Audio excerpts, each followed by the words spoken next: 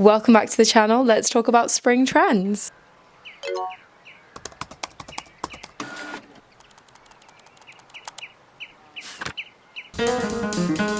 Do we notice anything different? I have a furry caterpillar on my top. Let me know what you think about the microphone. I've been investing in some new equipment for my videos and it feels good. Hopefully it makes a difference to the quality, and if you say it doesn't, I'm gonna get very sad because I spent money on this. Today we're talking about spring trends. It feels the opposite of spring outside. I'm currently looking at the pouring rain because it's raining outside here in England. But spring definitely feels like it's trickling through. I think we're all getting a bit excited for the warmer weather, the longer days. So I thought it'd be fun to talk about spring trends that I'm loving. Some I guess are a prediction, question mark, I don't know. A couple things I've even heard other people talk about in their trend videos. And my favorite part about this video is the fact that quite a few of them come from you guys, because I asked for your 2024 trend predictions over on my Instagram back in December when I was going to do a trend prediction video for this year. So thank you so much for sending those through. You can follow me on Instagram if you don't already. You can subscribe down below if you haven't already. It would mean the world. I'm sorry that I haven't made a trend video already. I think I've just not been inspired up until now. Everything's felt pretty like with trends and aesthetics and things, and so many people make trend videos now. I don't really need to do it unless I'm really feeling it, and today I'm really feeling it and I'm really inspired by spring things right now, so let's talk about it. I've got quite a few things. I think I've got over 25 things on this list as per usual. You know I love the random specifics when I do these videos, so I hope you enjoy. Let's get on to the first thing on this list, which is talking about wool coats. We already saw wool coats in the long baggy silhouettes, very like vintage men's tailored coats for winter. Now we're seeing the cropped version. We're seeing the pea coats, the very like 60s inspired coats, very vintage archival as well. I think some of them have like awkward cropped fits and cropped sleeves. And what do all of them often have in common? Big buttons, which brings me on to probably my favorite thing within this video and something I was so excited to talk about, which is big buttons and buttons in general. Let's talk about buttons.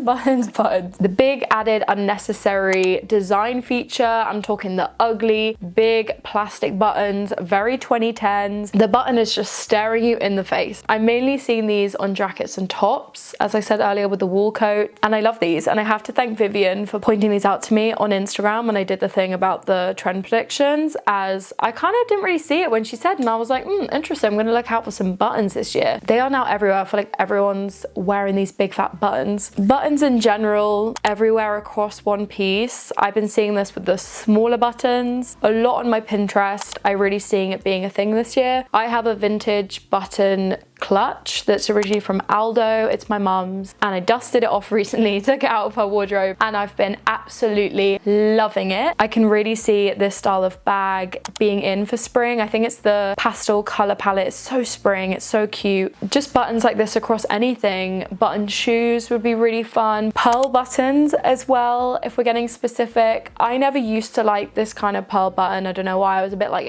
about it, but then when a brand like Susie and Musa do it, it makes me change my mind. Often the color palettes are so neutral, kind of like a lot of blacks, right? And then you have this big pop of color with the iridescent off-white creamy pearly button, and it looks absolutely stunning, and I think it looks really elegant and beautiful. I've also seen Fruity Beauty use this style of button in their recent pieces. So stunning. It's very mermaid, siren core, if you will, which is a very like summery aesthetic to follow. Bit of a random side note, and I don't know if this is really like a thing, but the idea of studs on clothes like all over the piece. And I saw this vintage Juicy Couture swimsuit with all of the gold studs on it. I love it. It's so indie sleaze. It's so 2010s. Since then, this morning, saw Gimaguas. They've released a bunch of pieces with studs all over it. They also have these unreleased yellow ballet pumps with the studs all over. The pale yellow is everything. Everyone is loving pale yellow this spring. This is something that you guys said, and that's dots.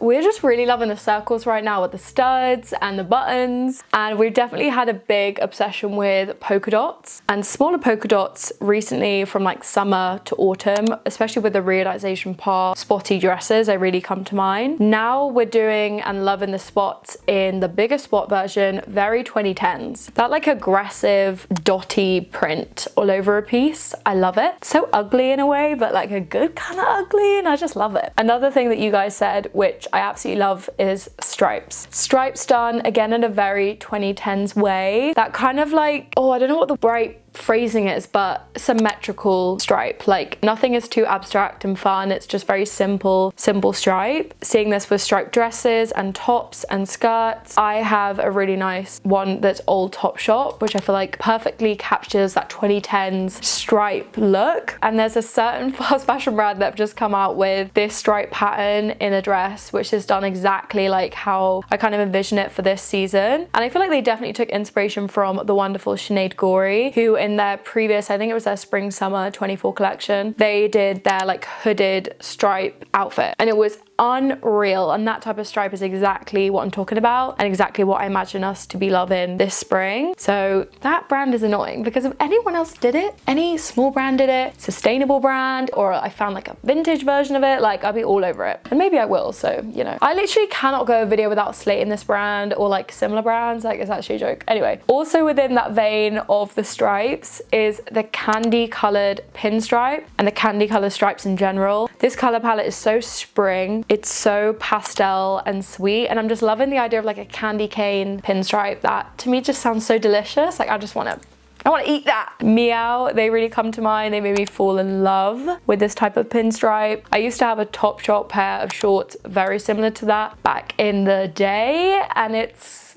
you know, like it's in my brain. Poster Girl new collection, again, that beautiful candy color stripe, love it. The Pointelle Fabric takeover, like she has not left. I think we're all gonna still be loving it this spring. Clearly I'm loving it. With this little top, this is new. I got this at a car boot. The label's been cut out. I don't know where it's from. This one's really cute as it's got hearts in it, and it's kind of like ribbed here, and I love it. I love Pointelle. We have to all thank Cuckoo Intimates for this worldwide obsession. Like they have absolutely smashed it with creating a brand solely based around one type of niche fabric. Like it's actually mad that they do nothing other than Pointelle fabric. Like it's crazy, but they do it so well, and everyone's obsessed with Cuckoo. Clutches, Carrie Bradshaw moment for all of us. Ever since I pulled out my mum's button clutch a few weeks ago, I was like dusting it off, and I was like, and I wore it like 4 times that week. I think it's such a fun version of a bag for certain occasions. I think it really, really works. It like makes the outfit. And I was watching Isabel Radford's trend video, I'll link it down below, and she mentioned how she's recently been seeing influencers wear clutches for going out and for formal occasions. And I so agree. I've really been seeing that quite a lot recently, and I think it's fun for the right occasion to pop on a clutch. And I think they're so fun when you have them under your arm. It's just like something about it. It's like snuggled in there, and I just love it. Also, one of my absolute favorites on this list is pins and badges, and I know I've said it before, I don't want to keep wittering on about it, but specifically badges. The circle badges, again, our obsession with circles right now, and using these badges all across your outfit. I've spoken before about adding them to bags. This time I'm talking about adding it to clothes, wearing badges all across your outfit in clusters. I recently added all of my badges onto this woven vintage skirt. But yeah, it's been my obsession to find badges at the moment from like my house, like through old drawers and stuff. And if I go to like art galleries and things, they often have badges in the gift shop. And there are so many fun, cool vintage badges out there that exist that probably relate to you in some way. Like I think it's fun if they tell a story and you have a connection to them. There's a reason why you like bought it and stuff. And anyway, that was a tangent. Sinead Gorey came out with this insane strapless mini dress covered in badges. I died. That is exactly how I imagine people wearing this little accessory. I think it's so fun, and I can imagine people doing that with all different articles of clothing. Also, brooches, I think they're fun. I have one brooch and it's actually here, so let me show it to you. This is from Mr. 8 and it's the most stunning little butterfly. Actually, I think it's a moth. And wearing brooches and these elegant pins and vintage pins and these really special, unique accessories on clothing with the absolute opposite aesthetic. Sierra did this on TikTok. She was styling up a grey zip-up hoodie for like a casual running errands day. She added this gorgeous flower brooch with the pearl symmetrical bead chunky necklace. It looked so good, and I just love that idea. Smart 60s tailored jackets, very, very Chanel. They're back in. The tweed fabric jackets, I love these. I have a Sandro one. It's perfect. The sleeve length, the neckline is so flattering. I always get compliments on this jacket, and I've really been loving wearing it with, again, the opposite aesthetic with some baggy jeans. Ruby Lynn was the first person I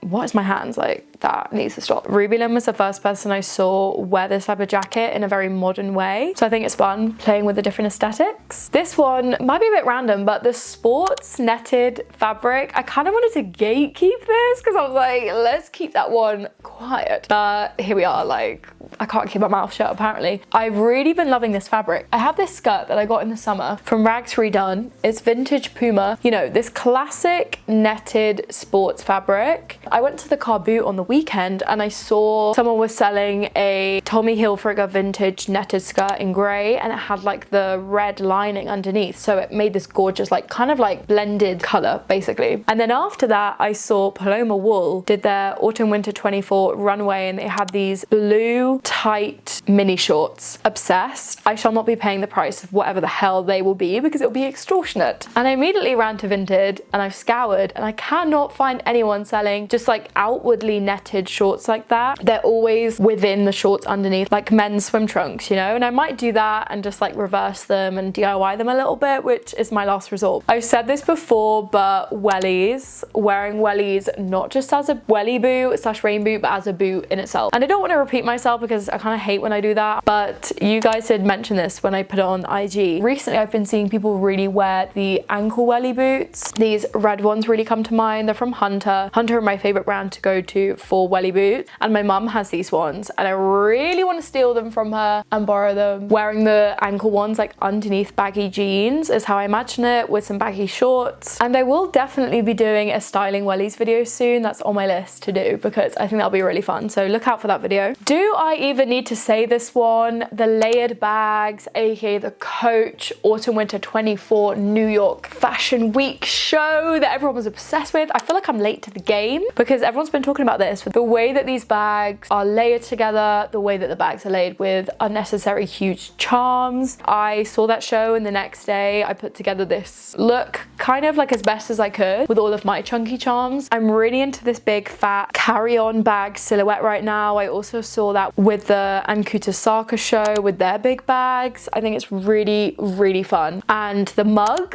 like, are you joking? Would I be able to bring my Miffy mug around with me, like swinging off the bottom of my bag? Maybe. I think it's amazing. I think it'd be really fun to see people do their version of that, but for the city that they live in, like finding the London landmarks, chunky keyrings at the tourist shops. 90s minimalism. We've been seeing this for a while. Everyone's been talking about it. Everyone's been talking about the corp core, and you know, she's here, and I think we're still gonna be seeing it in spring, and you can just wear it in very spring ways with like less layers. I've been seeing this massively, specifically with the slightly baggy suit trousers. They're low-waisted. I love these. I just got a pair myself the other day. I'm wearing them with some ballet pumps or some little heeled like mules, and this style of top that everyone's been obsessed with, the slinky, slightly off the shoulder like baggy top that we all are just dying over. Like, it's so 90s minimalism. Also the Bayonetta glasses, like they're just not stopping, and it's brilliant. Like, I love them. Everyone's wearing them. Sheer in general, and like sheer skirts, tops, dresses. Skirts specifically, the sheer shift kind of skirts I'm in love with. Very 90s Pintrest. Fruity Booty have just come out with their new one with the big pearl buttons, like I said. My friend Shelly, she also has the spotty one. So Miu Miu. I absolutely love this skirt. I'm so jealous of it, and she styles it so well. And within that corp core aesthetic, there's also knit mini dresses, especially over trousers. That's how I kind of see us wearing it for spring. I love these. I've been finding so many vintage ones on Vinted recently with the cowl neck details or just like an interesting neckline. Maybe there's a button involved. Then I saw today that Gimaguas, they have a new collection and they have like the white one with the mini turtleneck.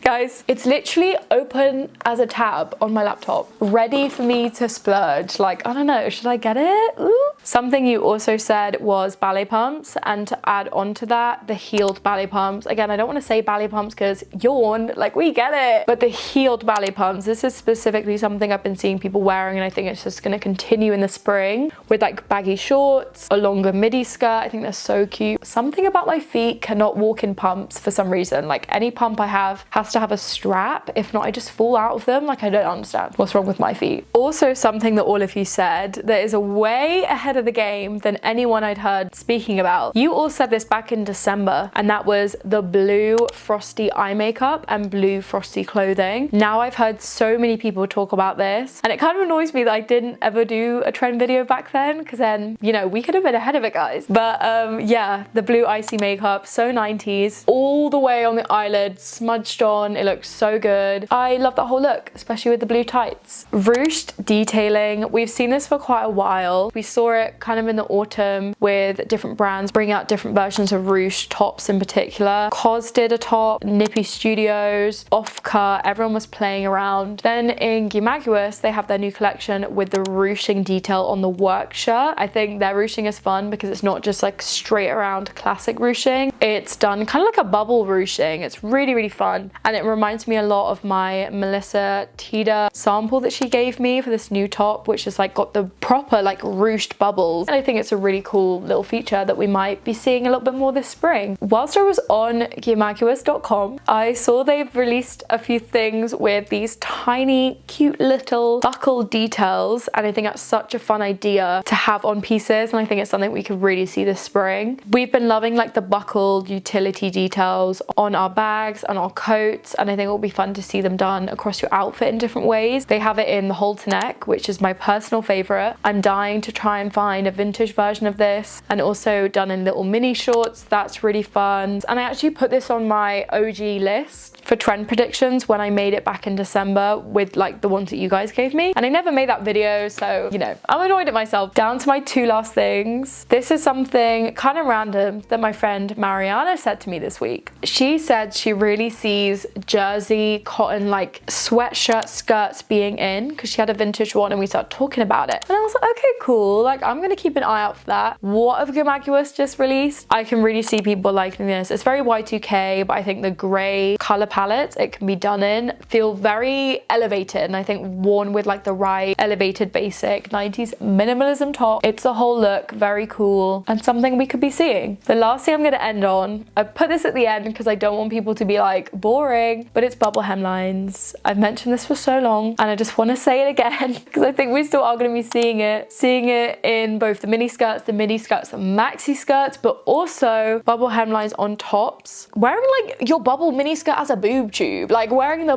boob tube bubble puffy little tops. I think that's such a vibe. That'll be really fun. It's like an off the shoulder kind of jumper that's really like puffy and bubble. And it annoys me when I hear people say that they think bubble hemlines are like a fad. They're a micro trend. They're not going to last. I completely disagree. I think if you think that, then you don't like them enough to begin with, and you're only wearing them to be trendy. Like, I think this silhouette is going to be here for the longest time. I love my bubble hemlines. I just got a skirt the other day that I think perfectly follows the bubble hemline aesthetic, but it's done in a really wearable and like neutral way. It's very subtle, and I think finding like versions like this are so timeless and so amazing. And I think the people that hate the bubble hemlines and are making them into some like horrible TikTok trend, no, like I disagree. Anyway, those are all the spring 2024 trends that I love. Let me know what you think in the comments down below. As always, I want to hear your thoughts. Tell me things that I missed that you're loving. Subscribe if you haven't already, it would mean the world. Follow me on my social media, and I will see you in my next video.